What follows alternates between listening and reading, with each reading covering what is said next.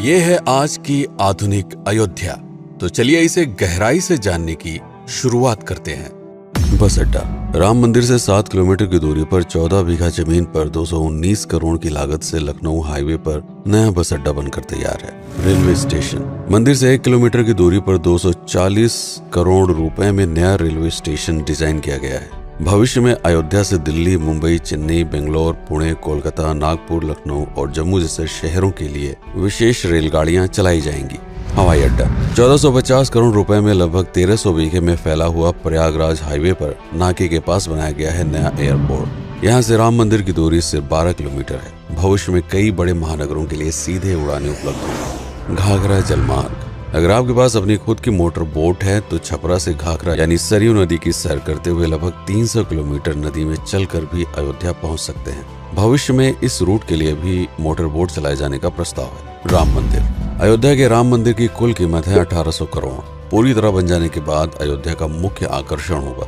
राजस्थान के मशहूर मकराना के पत्थरों से आकार लेते इस मंदिर की अनुमानित उम्र होगी लगभग 1000 साल। 22 जनवरी को पहली मंजिल का उद्घाटन होगा, जिसमें राम की बाल्यावस्था की मूर्ति रखी जाएगी। बाकी की 2 मंजिलों का कार्य चलता रहेगा। खजुराहो के मंदिरों की नागर शैली के आधार पर इसे तराशा जा रहा है। मंदिर का कुल क्षेत्रफल 156 एकड़ या 251 बीघा है। हनुमानगढ़ी। राम मंदिर से लगभग 800 मीटर की दूरी पर स्थित है हनुमानगढ़ी। मंदिर के आवासीय परिसर को मिलाकर यह लगभग 52 बीघे में फैला हुआ है। मंदिर की 76 सीढ़ियां चढ़कर हनुमान जी के दर्शन के बाद ही राम मंदिर में जाने का विधान है। यह मंदिर अयोध्या शहर के ठीक बीच में एक ऊंचे टीले पर बना है। शहर की तरफ आने वाले आक्रमणकारियों के आने की सूचना यहीं से प्राप्त करके अयोध्या के राजा तक भेजी जाती थी। इतिहासकारों के अनुसार जितनी बार भी अयोध्या पर आक्रमण हुआ उतनी बार इस मंदिर को भी विध्वंस झेलना पड़ा। हालांकि सन्यासियों ने हर बार इस मंदिर को फिर से खड़ा किया। आज यह मंदिर रामानंद संप्रदाय और निर्वाणी अखाड़े के अधीन है। राम की पेड़ी। अयोध्या को सरयू नदी की भयंकर बाढ़ से बचाने के लिए इस बांध का निर्माण किया गया था, जिस पर श्रद्धालुओं के स्नान के लिए कई घाट बना दिए गए थे। इतिहासकारों के अनुसार जितनी बार भी बांध टूटता था, सरयू का पानी अयोध्या की गलियों में घुस आया करता था। इसी बाढ़ से बचने के लिए पूरे अयोध्या में जगह जगह पर ऊंचे टीले बनाए गए थे, जैसे राम टीला, हनुमान टीला, लक्ष्मण टीला। आज ये बांध अयोध्या का मुख्य पर्यटन स्थल बन चुका है। हर दीपावली पर यहाँ लाखों दिए जलाकर रामायण की उस घटना को उत्सव के रूप में मनाया जाता है जब श्री राम अयोध्या वापस लौटे थे। अयोध्या के कई बार उजड़ने के पीछे एक कारण इस नदी को भी माना जाता है। हालांकि इसी नदी की वजह से यहाँ पर गन्ने की खेती बड़े स्तर पर की जाती है। लता मंगेशकर चौराहा। नया घाट और बस स्टैंड के पास ही अयोध्या का मुख्य चौराहा 6.7 करोड़ रुपए में बनकर तैयार हुआ है। पद्मश्री से सम्मानित राम सुथार जी ने 2 माह के कठिन परिश्रम के बाद इस 40 फीट लंबी वीणा को आकार दिया। 14 टन की इस वीणा को लता जी के स्मृति चिन्ह के रूप में यहाँ पर लगाया गया है। इसीलिए इसका नाम नया घाट चौराहे से बदलकर लता मंगेशकर चौराहा कर दिया गया है। धर्मपथ। नया घाट से कुछ पहले सड़क के दोनों तरफ 30 फीट ऊंचे 40 सूर्य स्तंभ लगाए गए हैं, जिसे धर्मपथ का नाम दिया गया है, जो श्री राम के राजकुल सूर्यवंश का प्रतीक है।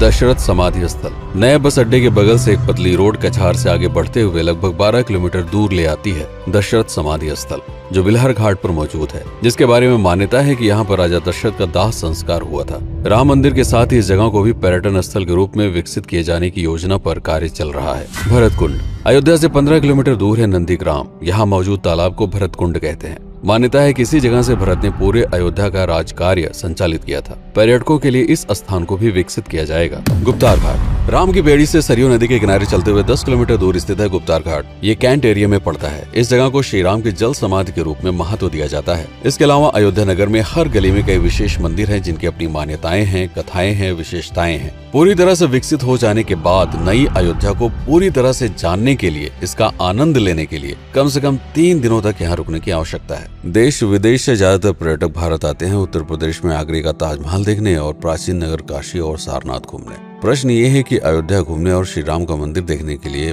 भला विदेशी क्यों आएंगे? और इसका कारण है भारत में लिखी गई राम कथा की सबसे पहली और प्राचीन पुस्तक रामायण। भारत में रामायण के अलावा कंबोडिया में रीमकेर, थाईलैंड में रामकियन जो कि वहाँ की राष्ट्रीय पुस्तक है, इंडोनेशिया में ककनिक, नेपाल में भानुभक्त रामायण जैसी पुस्तकों में वाल्मीकि की रामकथा से प्रेरणा लेकर इसे अपने अपने देश की संस्कृत के हिसाब से फिर से लिखा गया है। पात्रों के नाम कुछ नई घटनाओं के अलावा मूल राम कथा सभी में एक जैसी है। इसके अलावा भारत में ही राम कथा को लेकर संस्कृत में 7 संस्करण, हिंदी में 3 संस्करण, गुजराती में 47, उड़िया में 14, तेलुगु में 5, कन्नड़ में 4 और अन्य भाषाओं में लगभग 17 संस्करण मौजूद है। इसके अलावा लिखे गए नाटक, कविताएं आदि को भी अगर मिला दिया जाए तो इस दुनिया में 300 से अधिक तरह से राम कथाएं बार बार लिखी गई हैं। इन सभी राम कथाओं पर कई विशेषज्ञों ने समय समय पर अध्ययन किया और अपने विचार दिए। Father Camille Bulcke, Hermann Jacobi, Wendy Doniger, Edward अल खरर, Alf Hiltebeitel, Paula Richman, Aubrey Menon, Ramesh Menon, Radha Vishwanath, Shantanu Gupta, Meenakshi Jain, Lala Sitaram, Swami Gyanananda Saraswati जैसे कई लोगों ने समय समय पर राम कथा को लेकर गहन शोध किया और इसमें छिपे हुए मूल कथा के साथ ही इसके इतिहास को समझने का प्रयास भी किया। राम कथा थी कौशल प्रदेश के द्वारा किष्किंधा और लंका पर विजय प्राप्त करने की पहली बार एक अखंड भारत के निर्माण की। रामायण महत्वपूर्ण इसलिए हो जाता है क्योंकि ये अखंड भारत युद्ध से अधिक व्यक्ति के आदर्शों, सूझबूझ, मित्रता जैसे गुणों से स्थापित हुआ। रामायण एक ऐसा डॉक्यूमेंट है जो ये समझाता है कि भारत पहली बार एक कैसे हुआ। इसलिए ये गाथा न तो कभी भुलाई जा सकती है और न ही कभी मिटाई जा सकती है। और आज की अयोध्या उसे अखंड भारत का एक प्रतीक है, अपनी संपन्नता के कारण जिसने समय समय पर बाहरी आक्रमणकारियों का भी सामना किया। अयोध्या की इसी संपन्नता ने यहाँ पर मुगलों को भी आकर्षित किया। महात्मा बुद्ध भी यहाँ पर रुके, सिखों के गुरु साहब भी आए और जैन धर्म के तीर्थंकर भी। सिर्फ आए ही नहीं बल्कि उनके अनुयायी यहीं पर बसते चले गए। अयोध्या कितनी बार बसी, कितनी बार उजड़ी, इसके बारे में बहुत अधिक प्रमाण उपलब्ध नहीं है। सूर्यवंश के पतन के साथ ही अयोध्या का भी पतन होता रहा। बीच में कई सौ सालों तक अयोध्या मानो विलुप्त सी हो गई। इसका कारण क्या था, इसका कोई प्रमाण नहीं है। अयोध्या को फिर से खोजकर उसे स्थापित करने में बार बार राजा विक्रमादित्य का नाम आता है, लेकिन विक्रमादित्य एक उपाधि है जिसे कई राजाओं को दिया गया था। तो ये कहना मुश्किल है कि किस कालखंड के कौन से राजा ने यह कार्य किया। कुछ विशेषज्ञों का मत है कि यह काम उज्जैन के राजा विक्रमादित्य ने किया होगा। नंदवंश, मौर्य वंश, शुंग वंश, गुप्त वंश आदि के साम्राज्य में भी अयोध्या का वर्णन प्राप्त होता है। सबसे बड़ा विध्वंस हुआ 1527 के आसपास बाबर के कार्यकाल में, जब राम मंदिर को ध्वस्त कर बाबरी मस्जिद स्थापित की गई। सन 1722 में बंगाल के नवाब अलीवर्दी खान ने व्यापार के नजरिए से राम मंदिर से कुछ किलोमीटर की दूरी पर एक नया शहर बसाने की शुरुआत की।